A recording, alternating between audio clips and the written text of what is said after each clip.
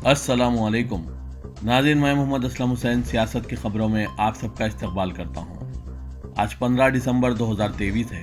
Islamic तारीख के हिसाब से आज यकुम जमादिय सानी 1445 हिजरी है। पेश है आज की कुछ अहम खबरें।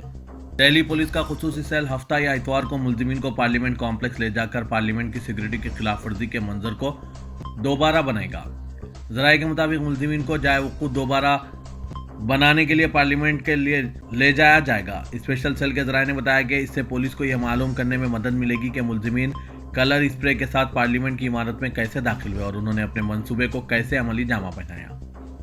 दूसरी तरफ पुलिस जराये ने बताया कि पार्लियामेंट की सिक्योरिटी की खिलाफवर्जी के केस में 5वें मुल्जिम और मास्टरमाइंड ललित झा ने अपने दोस्त महेश के साथ राजस्थान के कैचमन फरार होने के बाद अपने साथियों के मोबाइल फोन्स को जला दिया था। वाक़े से पहले चारों मुल्जिमीन ने अपने मोबाइल फ़ोन झा के हवाले कर दिए थे ताकि तफ्तीश की अहम तफसीलात पुलिस के हाथ ना लग सके, क्योंकि वो इनकी गिरफ्तारी की तौक़े कर रहे थे।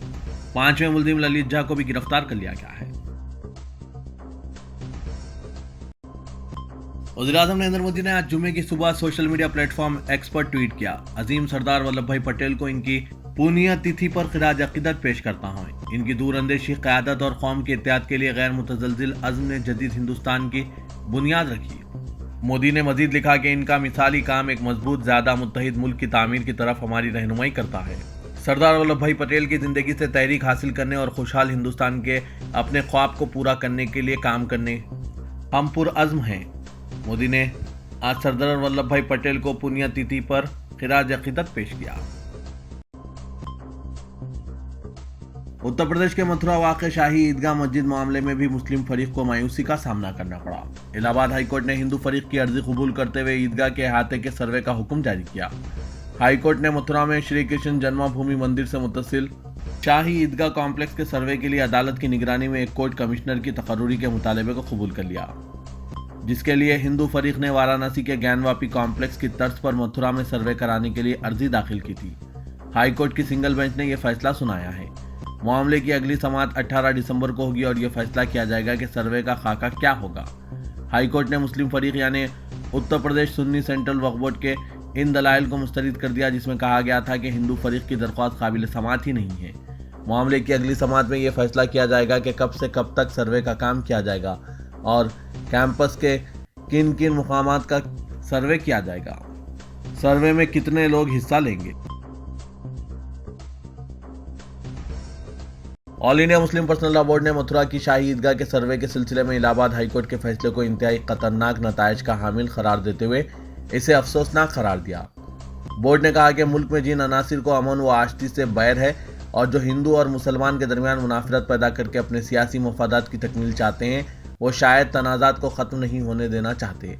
बोर्ड ने इस हुक्म के खिलाफ सुप्रीम कोर्ट जाने के फैसले का भी खैर मकदम करते हुए ईदगाह ट्रस्ट की भरपूर मदद करने का ऐलान किया।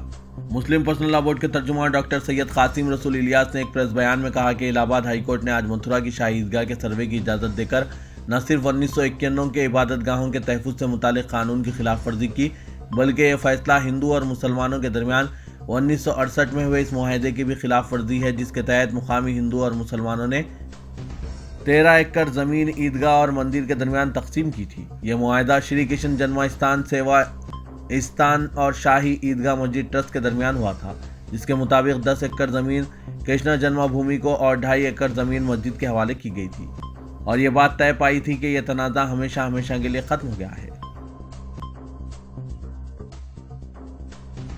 मथुरा वाक़े शाही ईदगाह मस्जिद मामले में आज इलाहाबाद हाईकोर्ट के जरिए सर्वे के हुक्म से मुस्लिम हल्के में मायूसी और बेचैनी पैदा हो गई है। मारूफ आलिम दीन और all India Muslim personal law board के अहम रुकन मौलाना खालिद रशीद फिरंगी मोहल्ली ने इस मामले पर तशवीश का इजहार किया। उन्होंने कहा कि मथुरा ईदगाह सैकड़ों हज़ारों साल पुरानी इबादतगाह है और कोई भी मुस्लिम इबादतगाह किसी ज़मीन पर कब्जा करके नहीं बनाई जा सकती और ना ही कब्जे की ज़मीन पर इबादत कबूल होती है।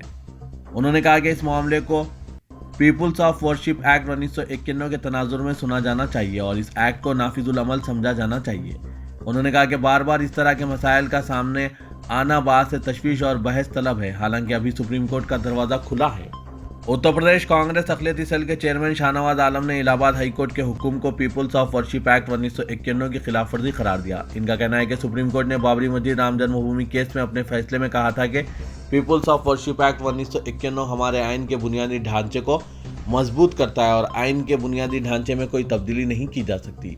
ऐसे हालात में अगर पहले वाराणसी की ज्ञानवापी और फिर बदायूं की जामा मस्जिद और अब मथुरा की शाही ईदगाह के किरदार को बदलने की कोशिश की जा रही है और सुप्रीम कोर्ट इस पर खामोश है, तो ये इस बात का इशारा है कि गैर आईनी तरीके से इस्तेमाल किए जा रहे हैं।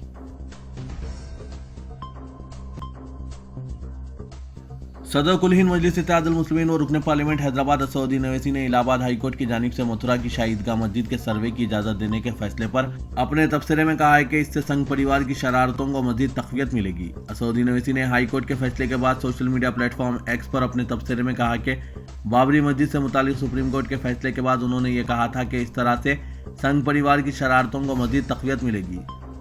इबादत गाहों से मुतालिक कानून के तहत इस तरह के मुकदमात पर पाबंदी के बावजूद ये कोशिशें की जा रही है। ओवैसी ने कहा कि मथुरा का तनाज़ा कई दहों कबल दोनों फरीकीन के दरमियान रजामंदी के साथ तय पाया था। मस्जिद कमेटी और मंडी ट्रस्ट के दरमियान बाहमी इत्तेफाक पाया था। अब एक नया ग्रुप इस तरह के तनाज़ात को हवा दे रहा है। काशी, मथुरा हो या लखनऊ की टेले वाली मस्जिद, एक ही गिरोह है जो इस तरह की हरकतें कर रहा है।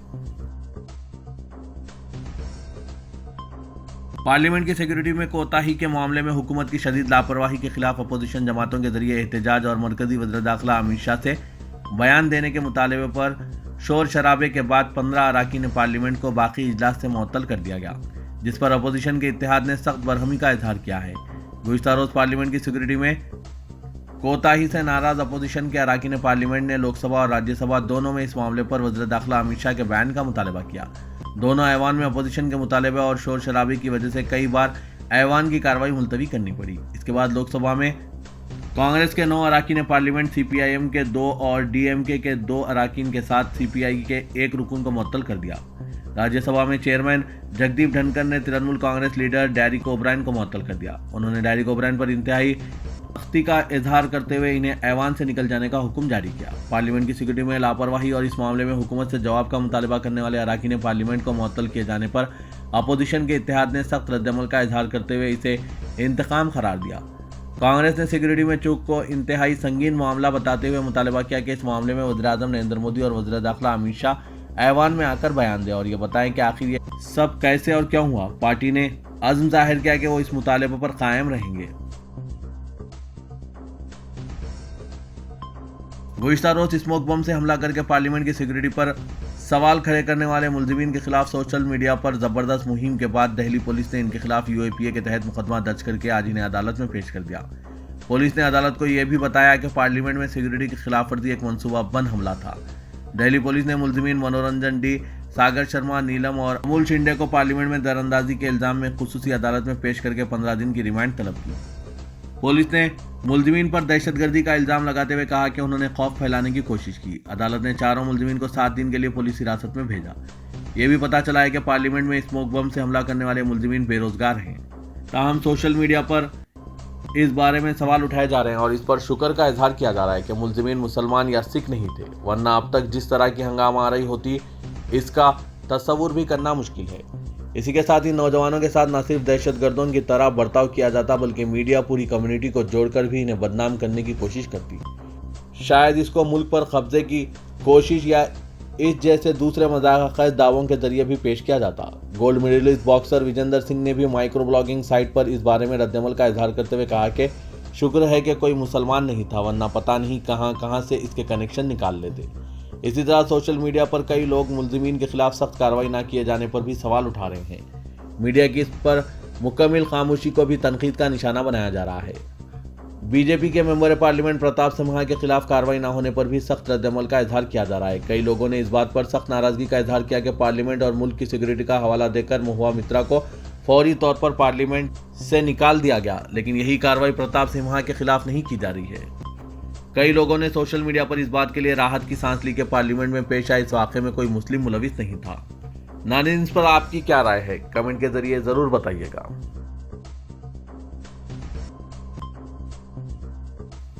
तेलंगाना हाईकोर्ट की नई इमारत का आइंदा माह जनवरी में संग बुनियाद रखा जाएगा। राजेंद्र नगर में 100 एकड़ अराजी की निशानदेही की गई है, जिस पर तेलंगाना हाईकोर्ट की नई इमारत तामीर की जाएगी। चीफ मिनिस्टर तेलंगाना रेवंत रेड्डी ने ओहदेदारों को इस सिलसिले में जरूरी इंतजाम की हिदायत दी। वज़ीर आला ने आज डॉक्टर एम चिन्ना रेड्डी ह्यूमन रिसोर्स इंस्टीट्यूट में चीफ जस्टिस हाईकोर्ट आलोक और हुकूमत के आला ओहदेदारों के साथ इजलास में यह फैसला किया। हाईकोर्ट की मौजूदा इमारत की खस्ता हाली को देखते हुए नई इमारत की तामीर की जरूरत महसूस की गई। चीफ जस्टिस हाईकोर्ट और हाईकोर्ट के वकुला ने चीफ मिनिस्टर की तवज्जो मबजूल कराई। चीफ मिनिस्टर से ख्वाहिश की गई कि नई इमारत के लिए राजेंद्र नगर के हुदूद में 100 एकड़ अराजी अलॉट करते हुए जरूरी फंड्स मंजूर किए जाए। चीफ मिनिस्टर ने मुस्बित रद्दअमल का इजहार किया और अहदेदारों को जरूरी इकदाम की हिदायत दी। वज़ीर आला ने तेलंगाना के नई अजला में कोर्ट कॉम्प्लेक्स की तामीर के सिलसिले में चीफ जस्टिस हाईकोर्ट की तजवीज़ से इत्तेफाक किया।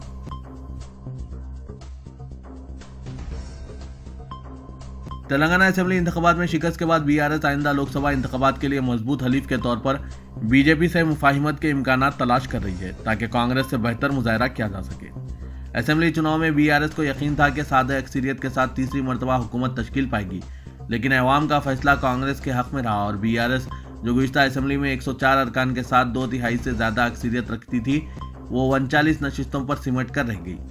कांग्रेस को 64 अरकान के साथ अक्सरियत हासिल हुई और एक सीपीआई रुकन की तायद मिली। असेंबली नतायज और हुकूमत की तश्कील के फौरी बाद अहम पार्टियों ने लोकसभा चुनाव की तैयारियां शुरू कर दी है। बताया जा रहा है कि बीआरएस ने बीजेपी से इंतखाबी मुफाहिमत का पेशकश किया है। इस सिलसिले में दिल्ली में बीआरएस व बीजेपी कायदीन में गैर रस्मी मुज़ाकरात भी हुए। बीआरएस क़यादत को यकीन है कि बीजेपी से मुफाहिमत की सूरत में लोकसभा की 17 में कम अज़ कम 10 नशिस्तों पर कामयाबी हासिल की जा सकती है।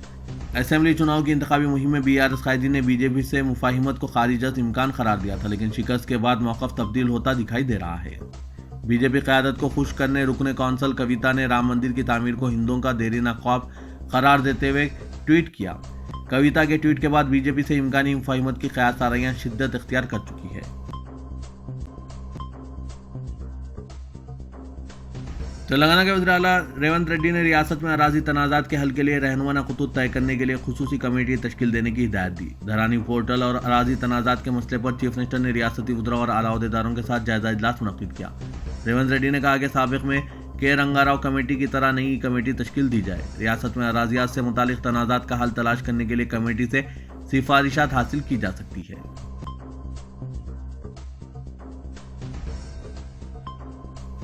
बीजेपी के रुकने असेंबली मलून राजा सिंह ने चीफ मिनिस्टर रेवंत रेड्डी से इस्तफसार किया कि वो कांग्रेस पार्टी के वादों पर अमल आवरी के लिए फंड्स इटली से लाएंगे या एआईसीसी ऑफिस से लाएंगे, इसकी वजाहत पेश करें। अबूरी स्पीकर से हलफ ना लेने का ऐलान करने वाले बीजेपी के 8 अरकान असेंबली आज असेंबली पहुंचे। स्पीकर असेंबली बी प्रसाद कुमार ने इन्हें असेंबली रुकनियत का हलफ दिलाया, जिसके बाद राजा सिंह बीजेपी के दीगर अरकान असेंबली के साथ मीडिया पॉइंट पर खिताब करते हुए कहा कि कांग्रेस हुकूमत के खिलाफ बीजेपी की जंग शुरू हो गई है। कांग्रेस पार्टी ने अवाम से झूठे वादे करते हुए इख्तिदार हासिल किया। इन वादों को पूरा करना मुमकिन नहीं है क्योंकि साबिक़ चीफ मिनिस्टर केसीआर ने जाते जाते सरकारी खजाना पूरी तरह खाली कर दिया है और रियासत तेलंगाना को 5 लाख करोड़ रुपए का मकरूज बना दिया। पहले की फलाही स्कीमात को बरकरार रखते हुए कांग्रेस के वादों पर अमलावरी के लिए फंड्स नहीं है। अब चीफ मिनिस्टर रेवंत रेड्डी अवाम से वजाहत करें कि वो इन वादों की तकमील के लिए फंड्स इटली से लाएंगे या फिर एआईसीसी ऑफिस से लाएंगे। राजा सिंह ने कहा कि हमने अबूरी स्पीकर अकबरुद्दीन अवैसी के हाथ पर असेंबली की रुकनियत का हलफ ना लेने का ऐलान किया था और उस पर कायम है। अवाम से किए गए वादे को पूरा किया है।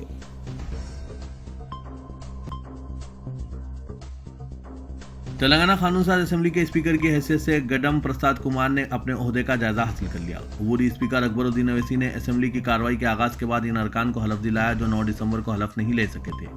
हलफ लेने वालों में उत्तम Kumar Reddy, Komat Reddy, Venkat Reddy, K T Ramarao, Gadiyam Srihari, T Padmarao, P Kaushik Reddy, T Rajeshwar Reddy शामिल थे। अबूरी स्पीकर अकबरुद्दीन अवैसी के रूबरू असेंबली के इजलास के पहले दिन 101 अरकान असेंबली ने हलफ लिया था। आज 8 अरकान ने इनके रूबरू हलफ लिया, जिसके बाद उन्होंने असेंबली के स्पीकर के इंतखाब की कार्रवाई का ऐलान किया। अकबरुद्दीन अवैसी ने कहा कि तेलंगाना कानून साज असेंबली के स्पीकर के लिए नामजदगियां 13 दिसंबर की शाम तक मौसूल की गई। उन्होंने कहा कि कायद ऐवान व चीफ मिनिस्टर रेवंत रेड्डी ने गडम प्रसाद कुमार के नाम की तजवीज़ पेश की, जिसकी तायद मुख्तलिफ जमातों के 23 अरकान ने मुतफ़क़ा तौर पर की, जिनमें रियासती वज़रा के अलावा केटी रामाराव, मोहम्मद माजिद हुसैन और मीर जुल्फ़िकार अली भी शामिल हैं। क्योंकि सिर्फ एक ही पर्चा नामजदगी वसूल हुआ, इसलिए जी प्रसाद कुमार मुतफ़क़ा तौर पर तेलंगाना कानून साज असेंबली के स्पीकर मुंतखब हुए। अकबरुद्दीन अवैसी ने उम्मीद जाहिर की कि असेंबली के नए स्पीकर बेहतर तरीके से खिदमत अंजाम देंगे और ऐवान की कार्रवाई चलाएंगे। इसके बाद उन्होंने ऐलान किया कि कायदे ऐवान और चीफ मिनिस्टर रेवंत रेड्डी के अलावा डिप्टी चीफ मिनिस्टर विक्रमार्का, वज़ीर उमूर मुक़न्नना और मुख्तलिफ जमातों के फ्लोर लीडर से मुंतखब स्पीकर को कुर्सी सदारत तक पहुँचाए। शहर हैदराबाद के इलाके एबिट्स में वाक़े खानगी कॉलेज में तालिबात को बुर्का उतारकर इम्तिहान लिखने के लिए मजबूर करने का एक वाक़या पेश आया है। इस वाक़े की इत्तला मिलते ही रुकन पार्लियामेंट हैदराबाद असदुद्दीन अवैसी की हिदायत पर मिर्जा रहमत बेग कादरी रुकन कानून साज कौंसिल ने कॉलेज पहुंच गए। तफसीलात के मुताबिक चैपल रोड पर वाक़े Stanley degree college for women's में तालिबात इम्तिहान लिखने के लिए पहुंची थी, जहां इन्हें बुर्का उतारकर इम्तिहान लिखने की हिदायत दी गई। इस वाक़े की इत्तला मिलते ही सदर मजलिस की हिदायत पर रुकन कौंसल कॉलेज पहुंचे। उन्होंने कॉलेज के प्रिंसिपल और जिम्मेदारों से मुलाकात करते हुए इस हरकत पर शदीद बरहमी का इजहार किया, जिस पर कॉलेज प्रिंसिपल और वहां के जिम्मेदारों ने माजरत ख्वाही की और तयक़ुन दिया कि आइंदा इस तरह का वाक़या पेश नहीं आएगा।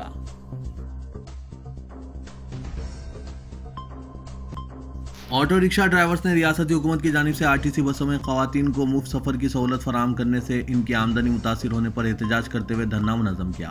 उन्होंने कहा कि हुकूमत ने इनके मुतबादिल ट्रांसपोर्ट सिस्टम पर हो रहे मुज़र असरात को मलहूज़ रखे बगैर यह फैसला किया है। ऑटो ड्राइवर्स ने शहर में मुख्तलिफ मकामात पर एहतजाजी मुजाहरे किए। ऑटो ड्राइवर्स के मुताबिक दोनों शहरों हैदराबाद और सिकंदराबाद में तकरीबन 2 लाख ऑटो चलते हैं और काम करने वाली ख़वातीन की अक्सरियत शेयरिंग ऑटो या बस में इनके काम के मुकामात को जाती है। ऑटो ड्राइवर्स ने कहा कि पहले ही इनकी कमाई कम है और हुकूमत के इस फैसले से इनके जरिए आमदनी पर कारी ज़रब पड़ी है।